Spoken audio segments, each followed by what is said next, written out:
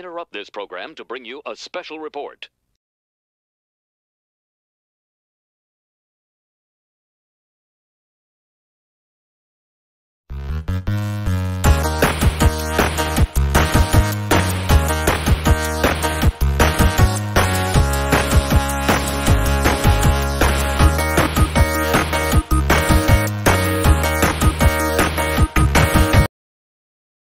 And now back to your regularly scheduled program.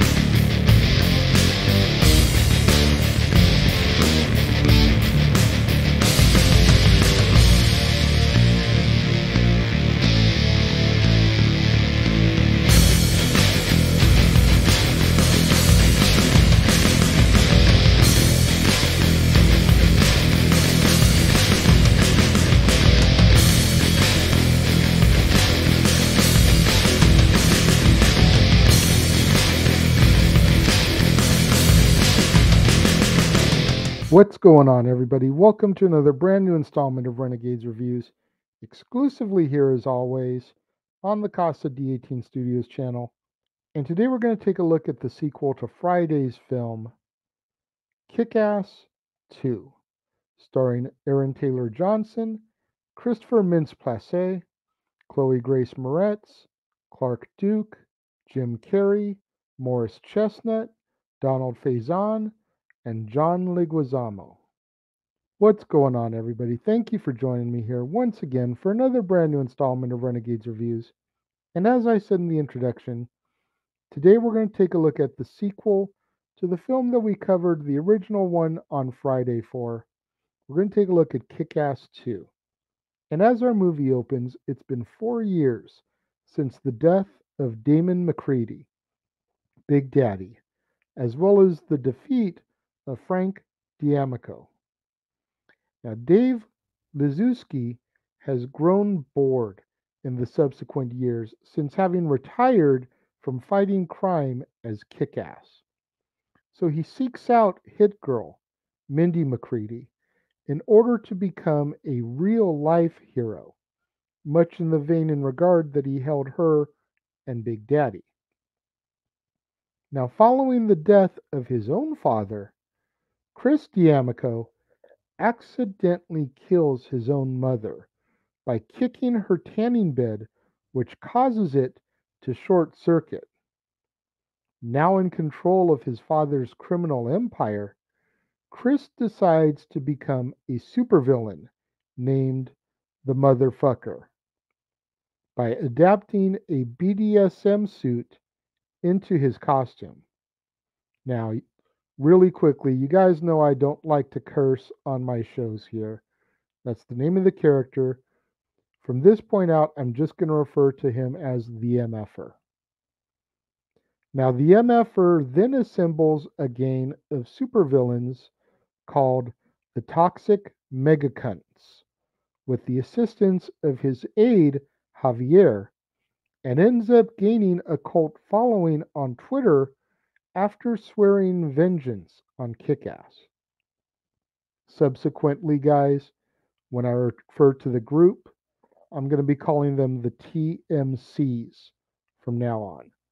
Again, felt it was only right to refer to them by their actual names at least once, but you know me and foul language on this particular show. So, the MFer and the TMCs are how I'm going to refer to them from here on out. Now, the other leading members of the TMCs include African American UFC fighter Black Death, short statured mob enforcer The Tumor, ex Triad gang member Genghis Carnage, and the only woman on the team, a former Russian bodyguard named Mother Russia. Now, when Mindy's guardian, Marcus, discovers that she is still fighting crime, he makes her promise to give it up. Dave, however, resumes his life as Kick-Ass and joins the superhero team Justice Forever, which he has inspired due to his time fighting crime as Kick-Ass. And it's led by ex-Mafia member and born-again Christian Colonel Stars and Stripes. Kick-Ass begins a sexual relationship with fellow Justice Forever member, the Night Bitch, after breaking up with his girlfriend, Katie, due to her mistakenly believing that he was cheating on her with Mindy.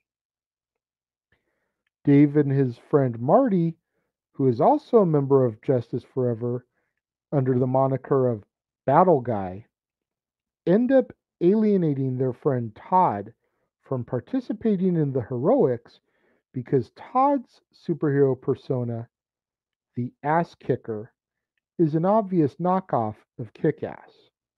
Now, Mindy, who is attempting to lead a normal life, tries out for the dance team at school and promptly asks a boy to take her on a date after declining to join Dave in Justice Forever. The date ends up being a cruel prank, however, that was planned by bullies in her school. But Mindy gets her revenge the next day, which results in her suspension from school and her grounding by Marcus.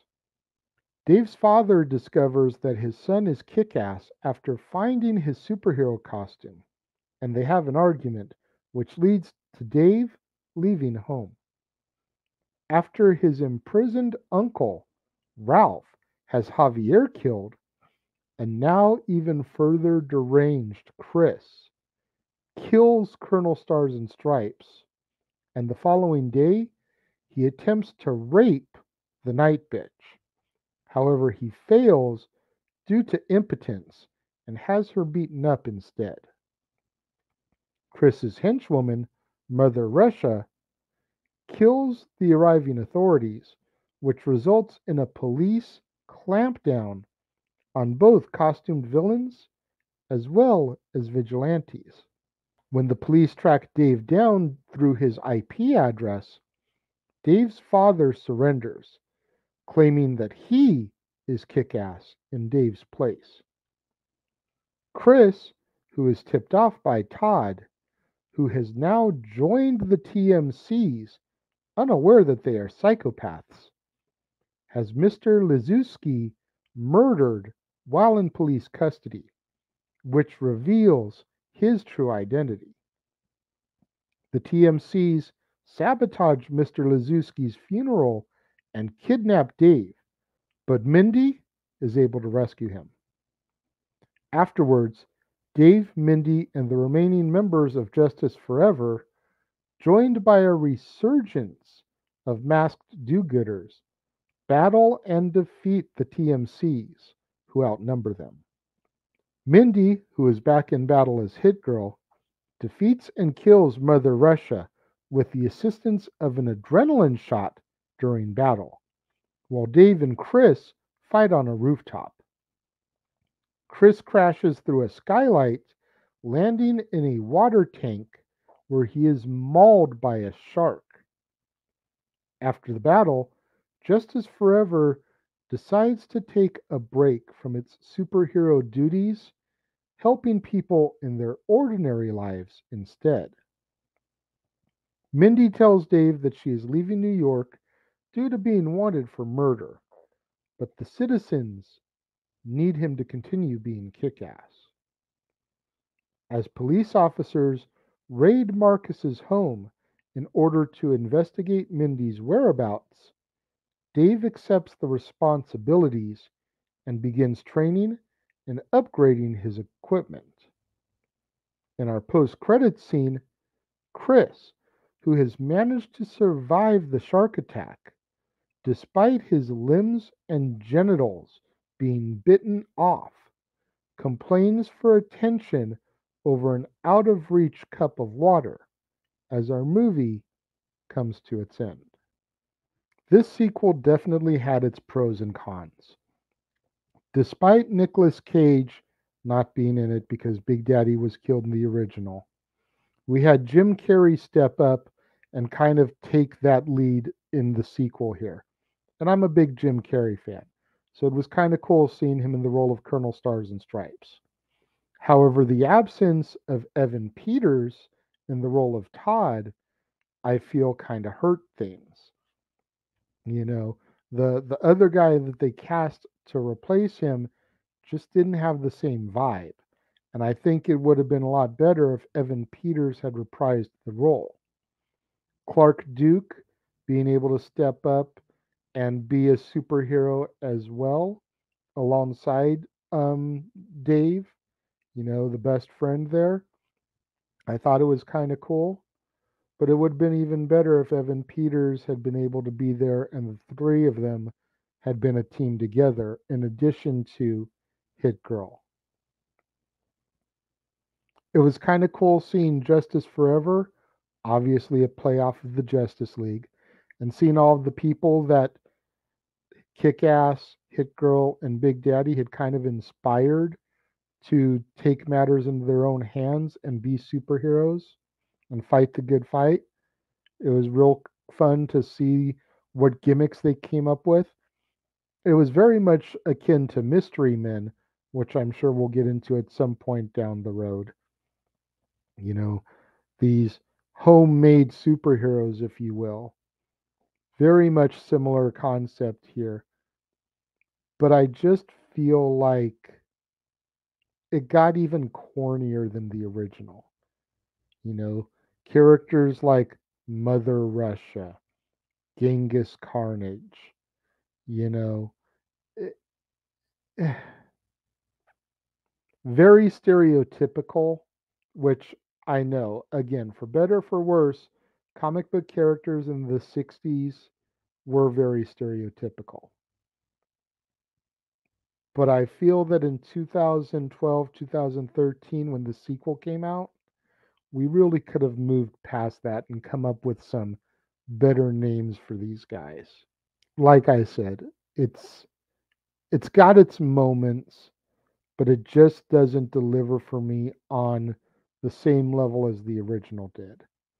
When it comes to my rating for this one, I'm going to give Kick Ass 2 2.5 stars. I just, like I said a couple times, I just feel like it lacked big time in some of the areas where it really excelled in the first film. I'm curious what you guys think of the sequel to Kick Ass. Let me know. If you're watching the premiere, leave your thoughts and comments over here. If you're watching on demand later in the day, leave your thoughts and comments down here. Let's engage in that conversation. Let's have that discussion. Let's get deep into the movies that are kick ass, as well as the other movies that I discuss here on Renegades Reviews. Make sure you tune in on Wednesday, right here on the Casa D18 Studios channel. It is a special double feature day here on Renegades Reviews as I take a look at Top Gun, starring Tom Cruise, Kelly McGillis, Val Kilmer, Anthony Edwards, Tom Skerritt, Tim Robbins, Clarence Gilliard, James Tolkien, Meg Ryan, and Adrian Pastar, as well as Top Gun Maverick, starring Tom Cruise, Miles Teller, Jennifer Connelly, John Hamm, Glenn Powell, Ed Harris, Val Kilmer, Monica Barbaro, Louis Pullman, Jay Ellis, and Danny Ramirez. You're not going to want to miss out on that special double feature day right back here on the Casa D18 Studios channel, right here on another brand new installment of Renegades Reviews, where at 3 o'clock you'll get Top Gun, and at 3:30 you'll get Top Gun Maverick. To all my loyal fans and viewers out there, thank you for tuning in and joining me today. I greatly appreciate it. As always, make sure you like my video, subscribe, make sure those notifications are turned on. Go out there, share this video with your family, friends, other movie lovers, other fans of comic books, superhero films, fans of Aaron Taylor Johnson, fans of Jim Carrey, fans of Chloe Grace Moretz. Get this video circulating in the proper groups out there. Help boost up my exposure so I can eventually end up getting monetized. We're making great strides. We're doing well. We've got more work to do, but we're getting there. Thank you to all of you guys that continue to support me, and I will see you guys next time.